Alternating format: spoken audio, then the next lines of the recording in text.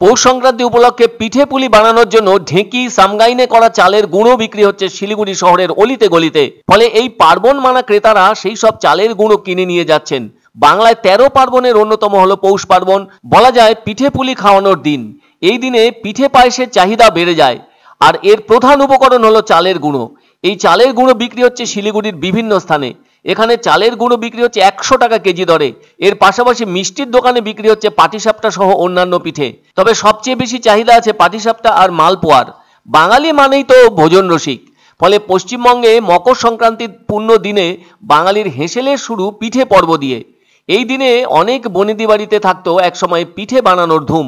তখন অবশ্য আজকের দিনের মতো কেনা চালের গুঁড়ো দিয়ে পিঠে বানানো হতো না।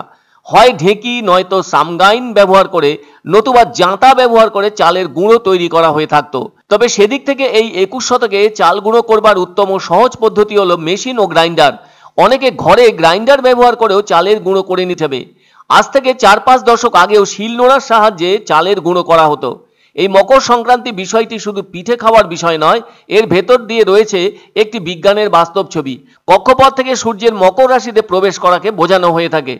12টি রাশি অনুযায়ী সর্বমোট 12টি সংক্রান্তি রয়েছে। ভারতীয় জ্যোতিষশাস্ত্র অনুযায়ী সংক্রান্তি একটি সংস্কৃত শব্দ। এর দ্বারা সূর্যের এক রাশি থেকে অন্য রাশিতে প্রবেশ করাকে বোঝানো হয়ে থাকে। ভারতের ভেতর পশ্চিমবঙ্গের বীরভূম জেলার কেঁদুলি গ্রামে এই দিনটিকে ঘিরে জয়দেবের মেলা হয়, আর বাউল গান এই মেলার বিশেষ আকর্ষণ। কেরালায় মকর সংক্রান্তি, অসমে মাঘ বিহু, হিমাচল প্রদেশে মাঘী সাজি, পাঞ্জাবে মাঘী সংক্রান্ত, জম্মুতে উত্তরায়ণ, হরিয়ানায় সংক্রাত। একইভাবে রাজস্থানেও সংক্রাত পালন হয়ে থাকে মকর সংক্রান্তিতে। শুধু তাই নয়, মধ্য ভারতে সংক্রাত, তামিলনাড়ুতে পোঙ্গল, গুজরাটে উত্তরায়ণ, উত্তরপ্রদেশে উত্তরাখণ্ডে ঘুঘুটি, বিহারে দহিচূড়া, আর ওড়িশা, কর্ণাটক, মহারাষ্ট্র, গোয়ায় মকর সংক্রান্তি পালিত হয়ে থাকছে। বহু সনাতনী ভারতীয় এই দিনে নদী বা পুষ্করিণী কিংবা এ ধরনের জলাশয়ে স্নান করে সূর্যকে প্রণাম জানানোর অনুষ্ঠানে ব্যাপৃত হন। পশ্চিমবঙ্গের গঙ্গাসাগর মেলা যেমন জনপ্রিয় হয়ে উঠেছে মকর সংক্রান্তি স্নানের জন্য, তেমনি দেশের ভেতর কুম্ভ মেলাও মানুষের ভিড়ে জমজমাট হয়ে উঠেছে। যাই হোক, এই পৌষ সংক্রান্তি উপলক্ষে পিঠে পুলি বানানোর জন্য হাতে তৈরি চালের গুঁড়োর কদর শুধু শিলিগুড়িতেই নয়, রাজ্যের অন্যান্য জায়গাতেও লক্ষণীয়। ভালো হচ্ছে 100-150 এটা শুকায় রাখলে মোটামুটি সারা বছর খাইতে পারবেন। এবার বাজার খুব খারাপ।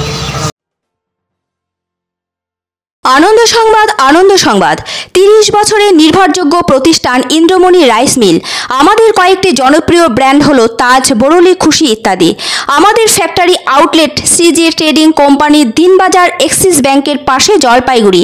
এখানে সুলভ মূল্যে গুণগত মানের সব ধরনের চাল পাওয়া যায়।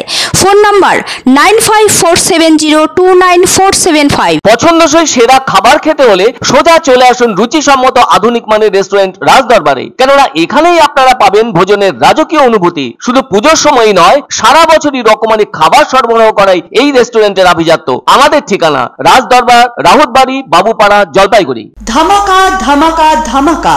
সানরাইজ মার্বেলের নতুন শোরুম শীঘ্রই আসতে চলেছে জলপাইগুড়ি গৌরীয় মঠের পাশে নতুন করলা সেতুর কাছে। এখানে পাবেন আধুনিক টাইলসের রকমারি সম্ভার। এক অন্য অনুভূতির স্পর্শ পাওয়া যায় রয়কো ব্র্যান্ডের গেঞ্জি ও জাঙ্গিয়ায়। তাই ছোট বড় সবার পছন্দ রয়কো গেঞ্জি ও জাঙ্গিয়া। প্রস্তুতকারক জয়মনি হোশিয়ারি, কলকাতা।